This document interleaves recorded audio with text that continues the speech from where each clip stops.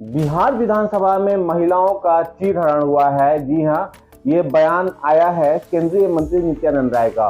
और इस पर जब बिहार विधानसभा के अध्यक्ष और बिहारी चौधरी से एक लैब के उद्घाटन के क्रम में सवाल किए गए तो उन्होंने बहुत ही अच्छे तरीके से नीतीश कुमार के बचाव करते हुए सीधे तौर पे ये कहा कि नीतीश कुमार एक विकास पुरुष है।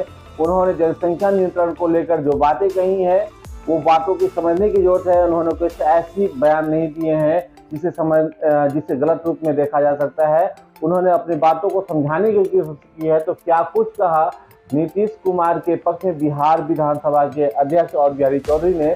आप भी सुनिए कि कैसे बिहार विधानसभा के अध्यक्ष, जो बिहार के सीवान जिले के सीवान विधानसभा क्षेत्र के विधायक भी हैं, उन्होंने क्या कुछ कहा है नीतीश कुमार के सेक्स और पुरुष महिलाओं के संबंध के बारे में और जनसंख्या नियंत्रण को लेकर जो समझाने की कोशिश की थी नीतीश कुमार ने, और जिसको उन्होंने बाद में आके क्षमा भी मांगा था। तो उस मामले में जो बयान आया है नित्यानंद राय जी का, और उन्होंने सीधे तौर पर यह कहा है कि बिहार विधानसभा के अंदर महिलाओं का चीरहरण किया गया है। और इसी सवाल पे जब क्वेश्चन पूछे गए बिहार विधानसभा के अध्यक्ष से, तो उन्होंने क्या कुछ कहा नीतीश कुमार के बचाव में, आप भी सुनिए। माननीय सीएम के द्वारा जो एक विवादित बयान दे दिया गया जनसंख्या नियंत्रण को लेकर, उसको लेकर अभी केंद्रीय मंत्री का एक बयान आया है कि विधानसभा को बना दिया गया है एक ऐसा जगह जहां पे सिर्फ गंदी बातें होती है। क्या कहेंगे? देखिए, आदमी जब कोई भी लीडर है, अगर वह लीडर निर्माण के कार्यों में रुचि रखता हो, वह लीडर पढ़ा लिखा व्यक्ति हो, उसके अंदर विद्वता हो, वह परिस्थिति स्थिति को समझता हो, तो वो निश्चित अच्छे काम अगर करेंगे तो उसमें और रिजल्ट आना चाहिए। उस रिजल्ट में बाधक क्या हो सकता है, उसके संबंध में कारण जरूर वो बतलाएंगे, कारण है। तो जो विधानसभा में माननीय मुख्यमंत्री जी ने जो बात आप बोल रहे हैं, वो गंदा बात नहीं है।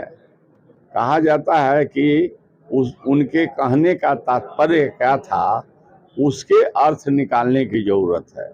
कहीं कहीं अच्छे बात भी, मतलब आगे वाला कहता है, जो उसके विपरीत मिजाज के लोग होते हैं, अर्थ के अनर्थ निकाल देते हैं। तो मैं समझता हूं कि एज ए स्पीकर मैं कहता हूं कि कहने वाले का नीयत गलत नहीं।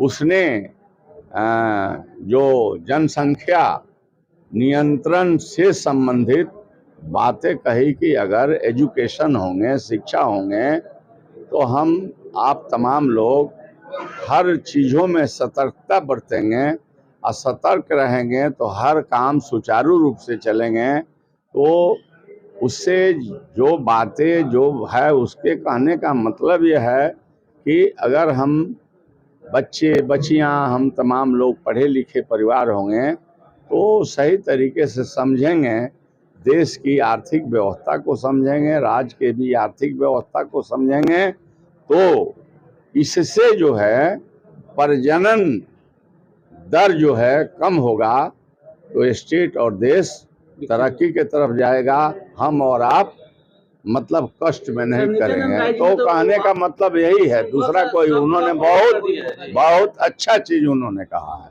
लेकिन ना समझी में लोगों ने इसको उड़ाया। इसके बावजूद भी मैं कहूँगा उस व्यक्ति का बड़प्पन, जिन्होंने कहा कि मैंने तो जो बात कहा वो समझने के लिए बात कहा, लेकिन अगर आप लोगों को उस बात से कहीं तकलीफ हुई तो मैं माफ़ी मांगता हूँ।